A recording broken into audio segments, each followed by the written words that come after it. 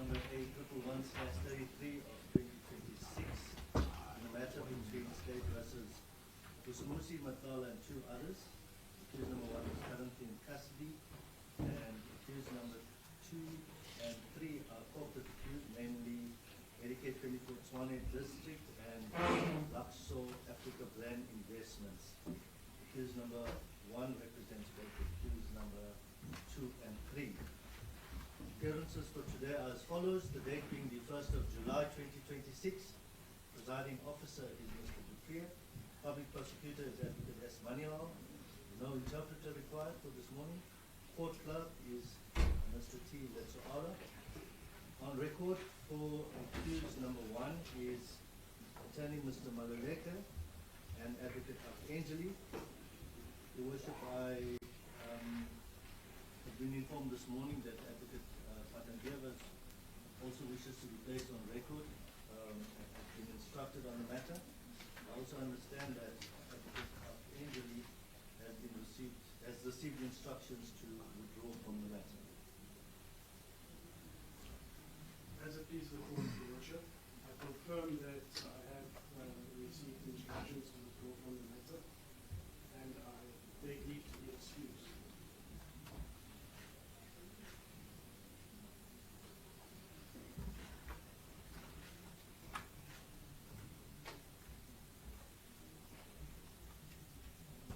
Morning, Mr. Matlala. Good morning, Your Worship. Do you confirm that indeed your instruction is to terminate the current defense counsel to represent you, accused 2 and 3 in this matter? Yes, I do. Does the state have any objection? No objection, Your Worship. Thank you, counsel. You're excused. As it pleases the court, Your Worship. Thank you. Yes. The matter is for judgment today. Where are we going with the matter? Your Worship,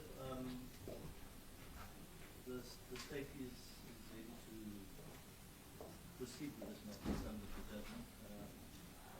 However, Advocate Eva has just been appointed, Your Worship. Morning, counsel. Good morning, Your Worship. Your Worship, it is correct that I have now been briefed in this matter by Mr. Matlala. May Mr. Matlala be seated? I'm going to very briefly address you. You sure? You may be seated, Mr. Matlala. Your Worship, I endeavored this morning together with my attorney to approach the client and have a very brief discussion with him. This was, however, not permitted by the investigators. I at this point request the Honourable Court for an opportunity that this matter stand down for no more than 10 minutes so that we can have a brief discussion with the client. I can also place on record, Your Worship, that the situation is as with the State Commission we disclosed to you this morning in chambers. So with the court's leave, may the matter stand down for no more than 10 minutes for us to just have a very brief discussion with the client and inform him of what's transpired yesterday afternoon. But I have not discussed any of this. I was only briefed by my attorney about what transpired, and I indicated that I do believe it's in the interest of the client that he also be informed of what the process is. May it please. And this must be, please, Your Worship, a consultation in the absence of any police officers or investigators or anybody else. May it please. Counsel, just two aspects. The first, as to you not being allowed access to your client yet, you must surely appreciate we do not have very secure facilities at these premises when it comes to basically custody of your health. It's nearly a halted place. Yeah, I've been here before in the same situation, Your Worship. So I It's think just- you will appreciate the concern that normally exists, but of course your request will be adhered to, and you must be allowed to gain access to your client in private. Secondly, you will also appreciate I do not yet have full information as to why the matter is not immediately proceeding today. You do want to consult your client, but you must also appreciate the urgency of this court to attend to the matter one way or the other. I also still have a court role that awaits to be attended to. That's why we were here 7 o'clock this morning, Your Worship, to endeavour to make sure everything is out of the way before the matter is called. Unfortunately, as I say, it is what it is. And maybe in the interim, I don't know, I'm not here to dictate the rules, maybe there's some postponements or something that the court can continue. I'm going to attend to some postponements in Court 18, but I do have partly at matters that must proceed in this way. May I please the court? Your Worship, So if I'm not back in 5 minutes, I'm still attending to postponements, but it will not be longer than 10, Yes, 15. I can also place on record that even after that, we do not intend, I respectfully submit, to detain the court that long. My address to the court is going to be to the point. I can place on record that everybody can take that we do not intend to assail from the plea itself insofar as the merits are concerned. The only issue that we wish to address this court on pertains to the sentencing aspect. May it please the court. Yes, we will have to see how we attend to that. Your client has the right to at any time, your clients have the right to at any time withdraw from the plea and sentence agreement. If that is your instruction, we will know the way forward in the matter. Otherwise, I am ready with my judgment. May it please. Thank you. Court is adjourned. All right.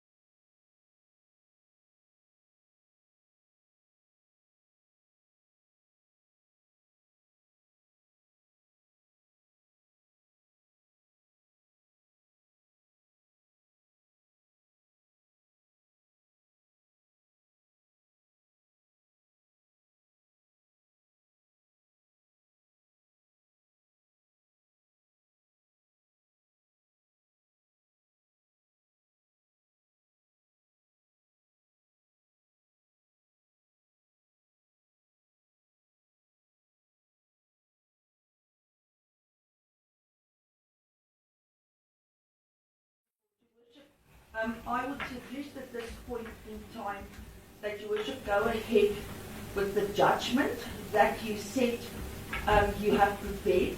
I'm going to ask that my attorney, for purposes of this judgment, take over, that I do not form part of the judgment proceedings at this point in time, and without going further, maybe. Thank you, Counsel. Secondly, I confirm that for purpose of judgment, I will proceed on the corrections of the land and the changes. Thank you. This court now delivers judgment on whether the plea and sentence agreement, Exhibit D, reached between the National Prosecuting Authority and the three accused is just. In the interests of members of the public who may not be familiar with the workings of Section 105 capital A, I consider it necessary to set out briefly the position in law. On 25 March 2026, on 25 June 2026, these proceedings commenced before this court. Accused 1, 2, and 3 conceded to the commission of several offences.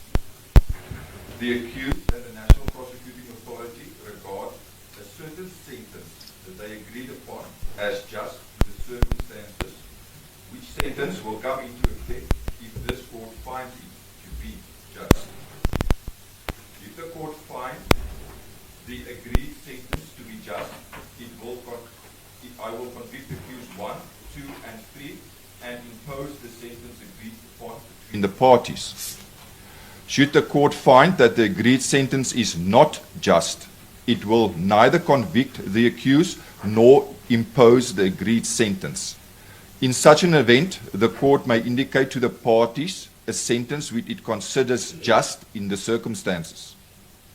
The parties may then either accept or reject the sentence so determined by court. Should they accept it, the court will proceed to convict the accused and impose that sentence. If either party declines such sentence, the proceedings will stop, no conviction will follow, and the matter will be referred to another court to commence de novo for the purpose of trial. Section 105A of the Criminal Procedure Act governs a distinct procedure in terms of which the National Prosecuting Authority and an accused agree that the accused will plead guilty to specific charges with a specific sentence to follow. The purpose and key objectives of a plea and sentence agreement are to secure a lighter and more predictable sentence than what a court might impose upon conviction after trial. The process further eliminates the risk to the accused of being convicted of more charges or on more serious charges. It avoids drawn-out, time-consuming litigation, thereby saving legal costs and conserving state resources. Section 105A enables the National Prosecuting Authority to secure a conviction and to obtain the cooperation of the accused in testifying against accomplices and in providing information relevant to broader criminal conduct or syndicates. A successful plea and sentence agreement ensures that justice is served promptly and without years of delay. Members of society is surely aware of Stalingrad tactics that so often play out in our courts.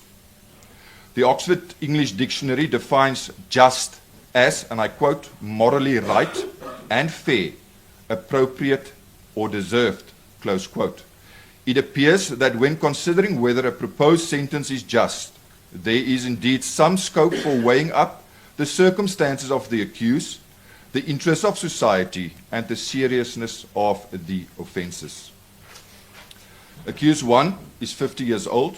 At the time of the commission of the offences, he was 48 years of age.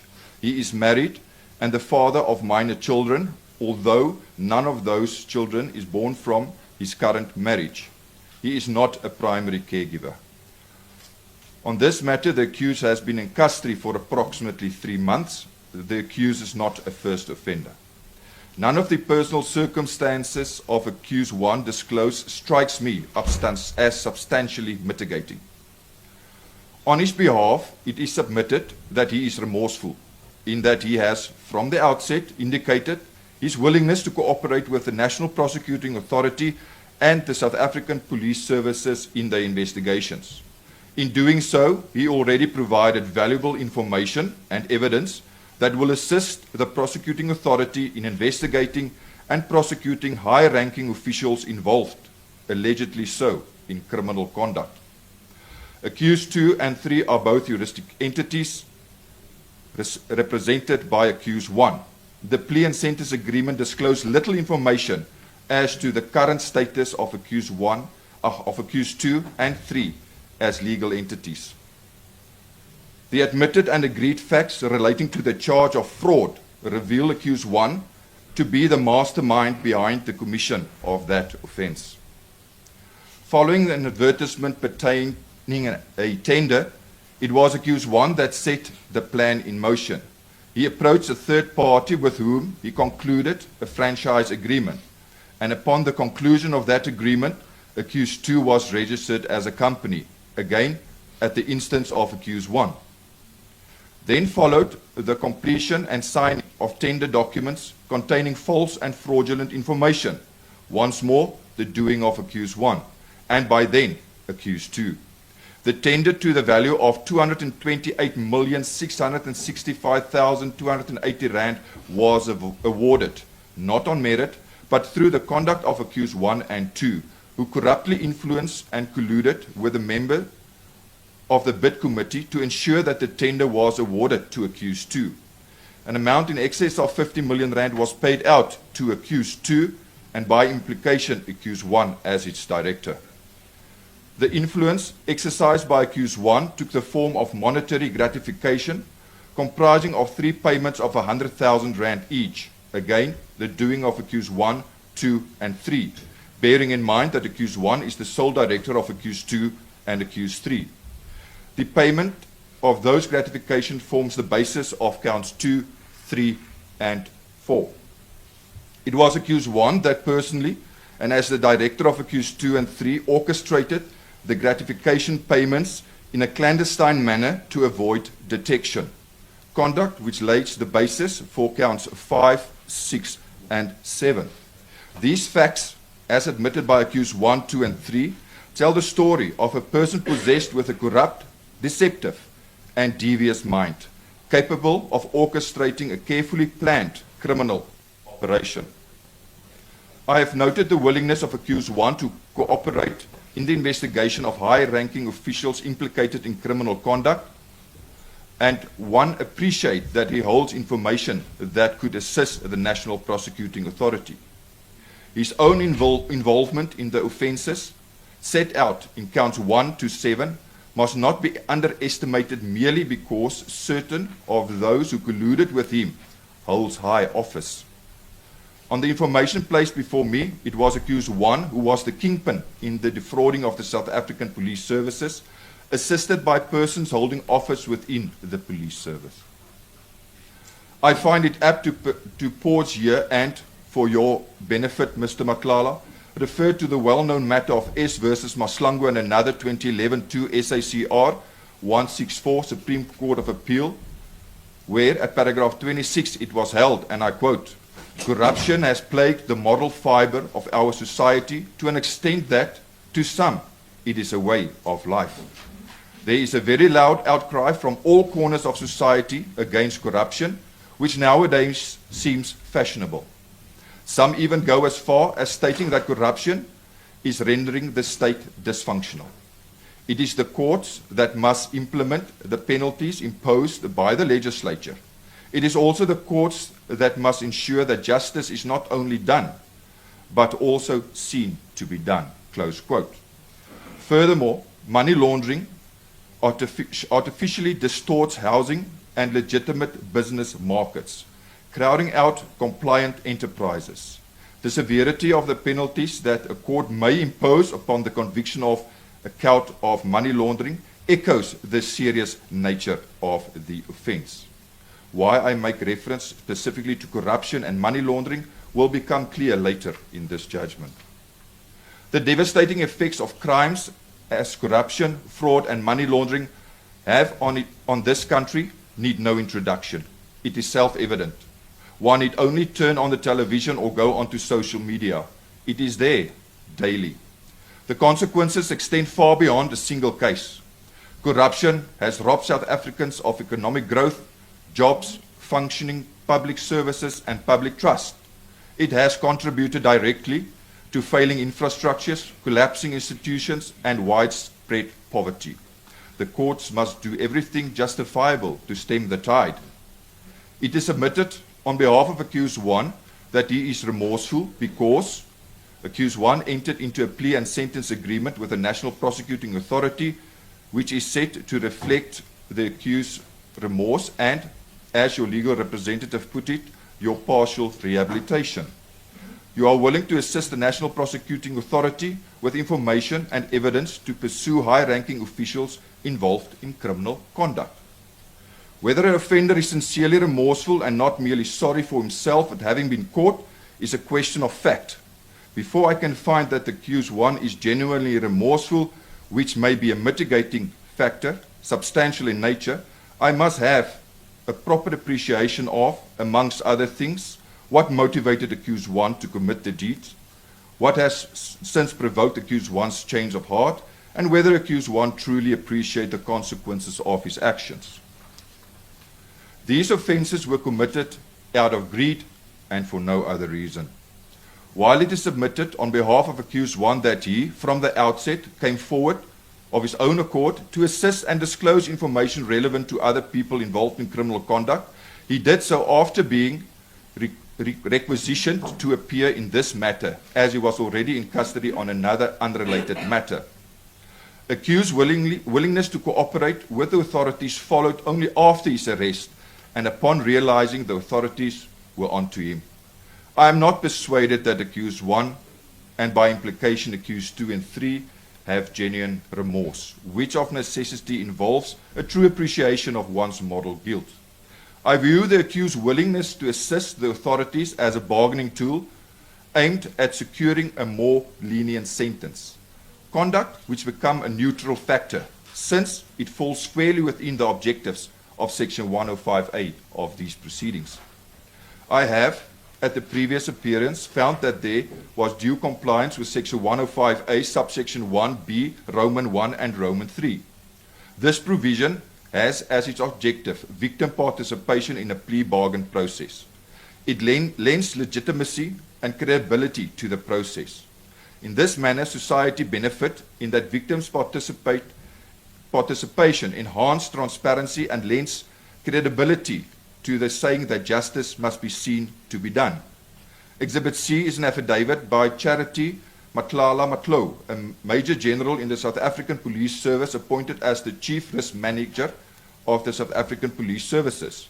Her views and submissions are documented and I have noted and considered them. This is perhaps an appropriate moment to return to the purpose and objectives of a plea and sentence agreement. By endorsing the agreement as just, the court will avoid drawn-out, time-consuming litigation. The agreement will assist the National Prosecuting Authority in pursuing high-ranking officials allegedly involved in criminal conduct. Yet, from the address by Advocate Matlala and upon my perusal of Exhibit D, I do not get the impression that the National Prosecuting Authority is in limbo and without evidence against any other individuals involved in the tender fraud, corruption, and money laundering. It rather appears that the cooperation of accused 1 would merely assist the authorities in its pursuit of justice, and that this pursuit does not depend entirely upon accused 1's cooperation. The reliance by the National Prosecuting Authority on accused 1's cooperation is a material factor in moving the National Prosecuting Authority in agreeing to the sentence documented in Exhibit D. I must emphasize in this regard that the duty to investigate and prosecute those who corrupt the institution of state rests upon the South African Police Service and the National Prosecuting Authority, and not upon the accused. It remains their responsibility to conduct thorough and independent investigations and to assemble the evidence required to bring offenders to book.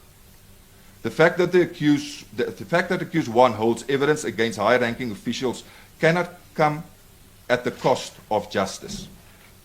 His cooperation may assist the state, but it cannot be permitted to replace the state's own diligent efforts, nor may accused one's cooperation be used to purchase a sentence that fails to reflect his own criminality.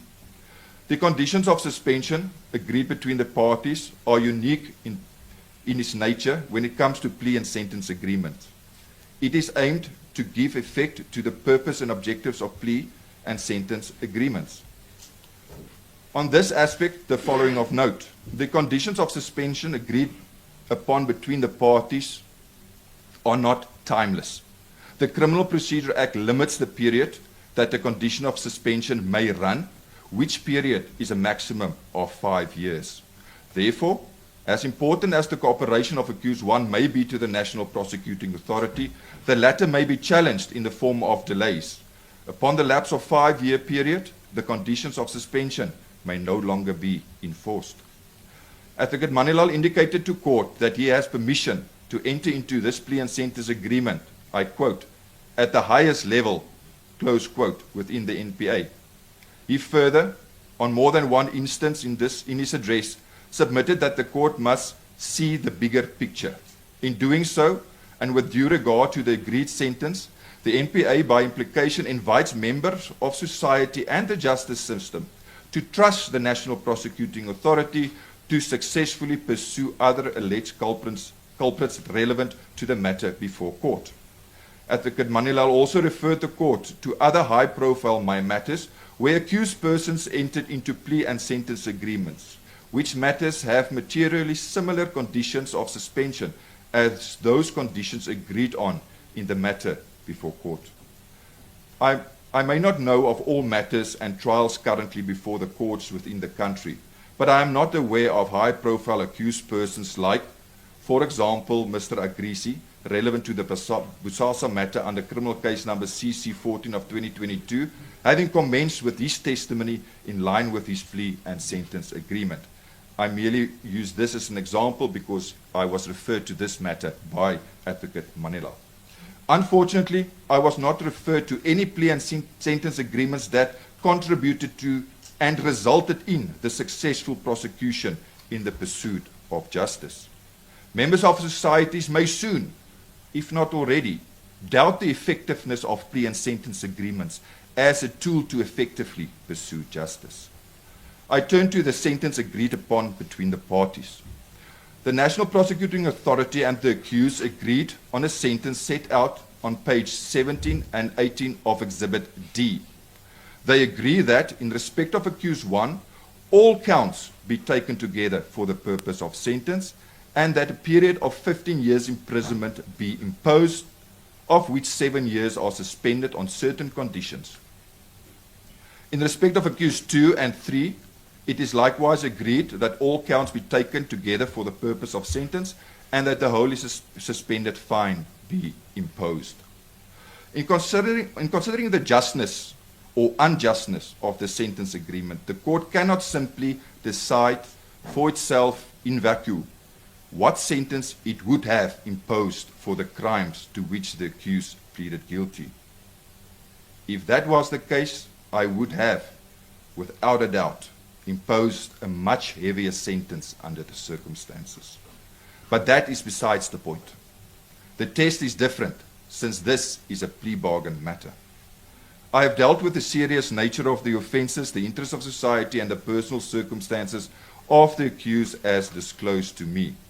In terms of Section 105, capital A, subsection 9A, for the reasons stated, I find that by taking all counts together for the purpose of sentence, a sentence of 15 years imprisonment, of which 7 years are suspended, resulting in an effective period of 8 years incarceration, is not just. I remain mindful of the objectives of Section 105A proceedings. However, the emphasis placed on the accused's cooperation in pursuit of other alleged criminals is extreme. Such emphasis comes at the cost of the interests of society and the serious nature of the 7 offences that accused 1 and 2 admitted to, and the 6 offences in respect of accused number 3. Accused 1 was the principal figure, the the instigator in this fraudulent and corrupt venture. High-ranking officials may well have been involved, but their involvement appears to have followed upon the initiative of accused one. Although the law permits the counts to be taken together for the purpose of sentence, to do so, in taking all 7 counts together for the purpose of sentence, as agreed, may cause an imbalance, and as a result, an unjust sentence.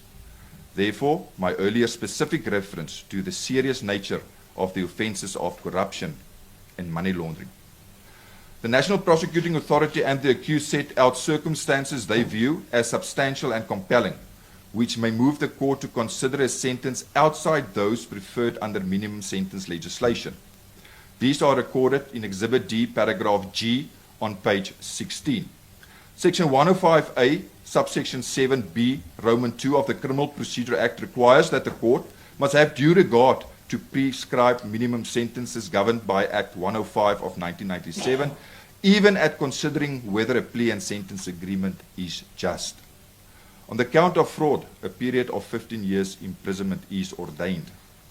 I have duly considered the submissions by the National Prosecuting Authority and the accused, and in applying the principle laid down in S versus Malgas 2002 2 SA 1222 Supreme Court of Appeal, I find that where minimum sentence legislation applies, substantial and compelling circumstances do exist.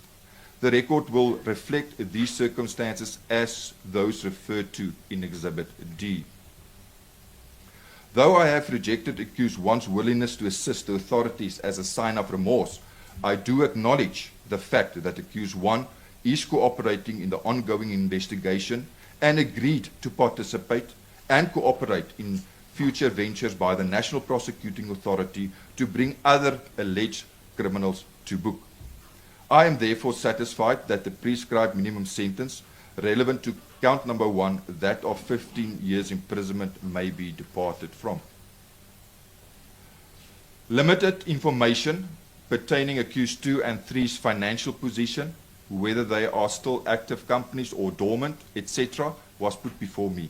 The court largely relied on the agreed sentence between the parties with due regard to the earlier mentioned factors and circumstances. Considering the objectives of Section 105A, the evidence placed before me, and the cumulative effect of sentences, I find that the following to be a just sentence. It must be noted the accused is not sentenced to this. It is now, following the court's reading out of what the court views as just, for the parties to consider whether indeed they agree with the court. Should they agree with the court that this is a just sentence, the parties being the accused person, 1, 2, and 3, as well as the National Prosecuting Authority, the court will only then proceed to convict the accused and then hand down the sentence as the court viewed just. The sentence viewed as just by this court. Accused 1, count 1, that of fraud, 15 years imprisonment, of which 7 years are suspended for a period of 5 years on condition that 1. The accused does not commit the offence of fraud, theft, corruption in contravention of Section 3 or 4 of the Prevention and Combating of Corrupt Activities Act 12 of 2004, or money laundering in contravention of Section 4, 5, or 6 of the Prevention of Organised Crime Act 121 of 1998 during the period of suspension. The next condition, or the accused at any time upon the request of the state will depose of a statement or statements under oath and testify at all future criminal matters in which he is implicated directly or indirectly, or as the director of accused 2 or accused 3 during the period of suspension. The next condition, or the accused must testify frankly and honestly without withholding any testimony about his involvement in any other person's involvement in all such criminal matters, even where such testimony implicates him in the commission of criminal offences as envisaged by Section 204 of the Criminal Procedure Act during the period of suspension. Or the accused may not refuse to testify in future proceedings or retract any of his formal statements to the investigators during the period of suspension. Or the accused may not leave the Republic of South Africa during the period of suspension.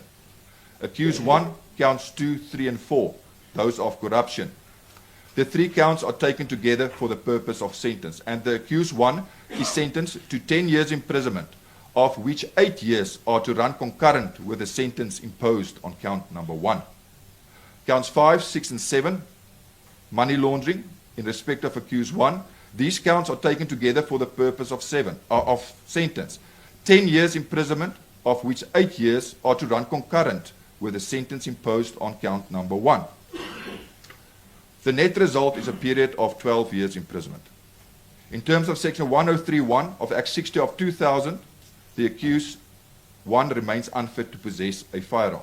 Accused 2, on count number 1, that of fraud, a fine of 1 million rand, wholly suspended for a period of 5 years on condition that the accused is not convicted of fraud or theft committed during the period of suspension.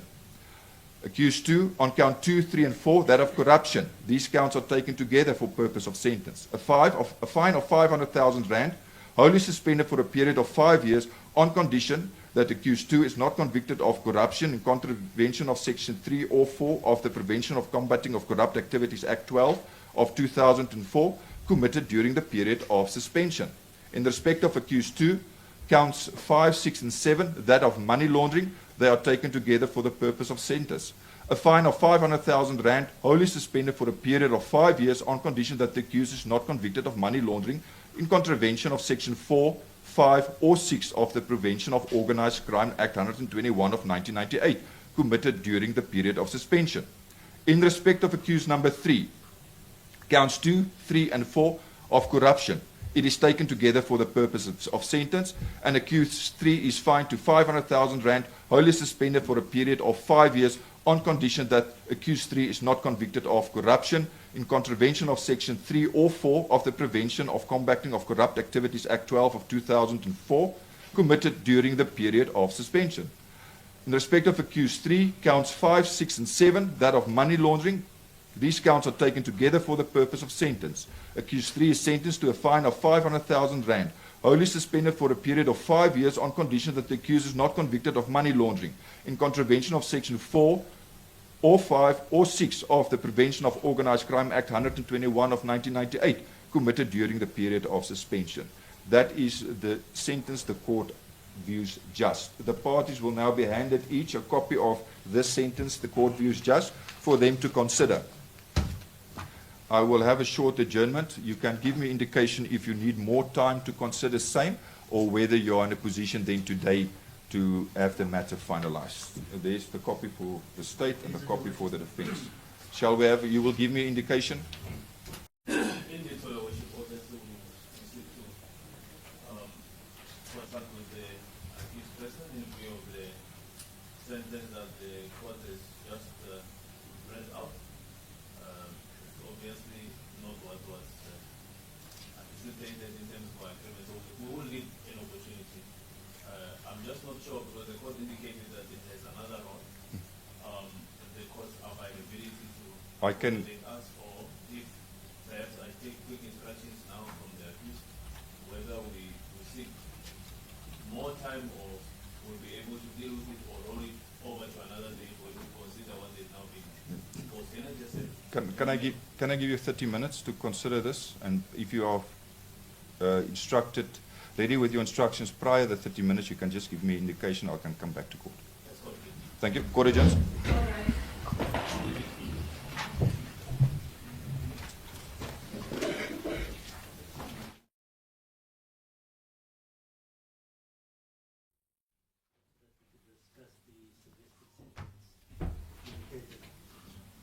We've had a long deliberation regarding that. We have not reached finality regarding the discussion. It has been agreed with my learned friends that the matter be postponed to the 13th of July for finality of that process. Worship, as it, my learned friend reminded me, it's also it's a provisional date. If they reach an agreement before that, we could possibly requisition this to the accused earlier. Is is it possible, do you confirm? Yes, I confirm the amendments made by my colleague. I have on the 13th of July a party matter with 7 accused persons. May I suggest that if we do put the matter for the 13th of July, that we start at 8 o'clock in the morning? That's fine. Will that suit you, sir? That would suit the individual. Would it be able to have Mr. Matlala here at 8 in the morning from... Yes, we'll make that. Mr. Matlala, I am then informed that there is still discussions ongoing between you and your legal representative, as well as the prosecution, pertaining the court's sentence that it viewed as just and presented to you. I reiterate that you do not stand before me convicted of an offence, nor as sentenced per the court's recommended sentence as just. The matter is then postponed until the 13th day of July. It is a Monday, 13 July. The court is to commence at 8 o'clock that morning with these proceedings. We trust that there will then be an outcome. Do you understand, sir? Yes, I do. You may then start. May I please the court, may we please be excused unless your worship is going to adjourn the court, then we'd rather wait. Let me adjourn. Thank you, counsel, so that everybody can just back up their things and then I can proceed with my court. Thank you. Court is adjourned.